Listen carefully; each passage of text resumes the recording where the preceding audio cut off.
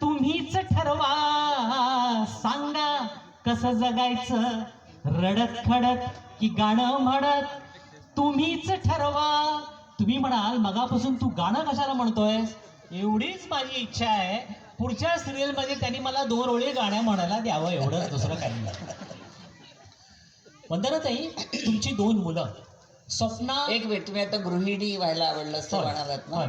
त्याचं कारण होतं एक मला, कारण मला लहानपणापासून आम्ही एकत्र कुटुंबात राहिलो, 9 मुलं आम्ही एका घरात राहत होतो. बरोबर. म्हणजे घरी आम्ही क्रिकेट खेळायचो, 2 कमी पडायचे मग आजीला पण उभं करायचो आम्ही, आणि एका मामीला उभं करायचो, पण आम्ही क्रिकेट खेळायचो. अशी 9 मुलं आम्ही घरात एकत्र वाढलो.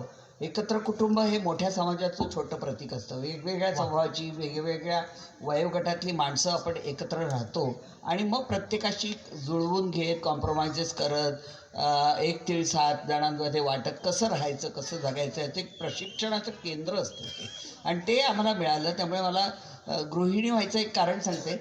आमचा ठरलेला खुराक असायचा, आमची आजी ठरवायची की खुराक काय खायचा. शाळेतनं आल्यावरती उकडलेला बटाटा असायचा, केळं खायचं, आठवड्यातनं एकदा भाकरी आदल्या दिवशी करून ठेवायची, शिळी भाकरी दुधात भिजवून मुलांना 1 दिवस द्यायची, असं ठरलेलं असायचं. आणि त्यांचे उपासाचे दिवस असायचे तेव्हा आमचा तो भाकरी भिजवलेला दिवस असायचा खायचा, आणि ते साबुदाण्याची खिचडी करून खायचे सगळे घरातले, आणि ते एवढे खायचे, एवढी, आणि आमच्या वाट्याला 9 मुलांना अशी एवढी यायची. तर मला असं वाटलं की लग्नानंतर बहुतेक आपल्याला पाहिजे तेवढी साबुदाण्याची खिचडी करून खाता येईल, म्हणून मला लग्न करायचं होतं. आणि ती साबुदाण्याची खिचडी मी 7 मुलांना भरपूर देणार होते आणि मोठ्यांना थोडी देणार होते, म्हणून मला गृहिणी व्हायचं होतं. आणि मला भरपूर मुलांची आवड होती, पण माझ्या या व्यवसायामुळे 2च मुलांना जन्म घातला, आणि माझ्या सासू सासऱ्यांवर टाकून मी मोकळी झाले आणि मी नाटक करत राहिले.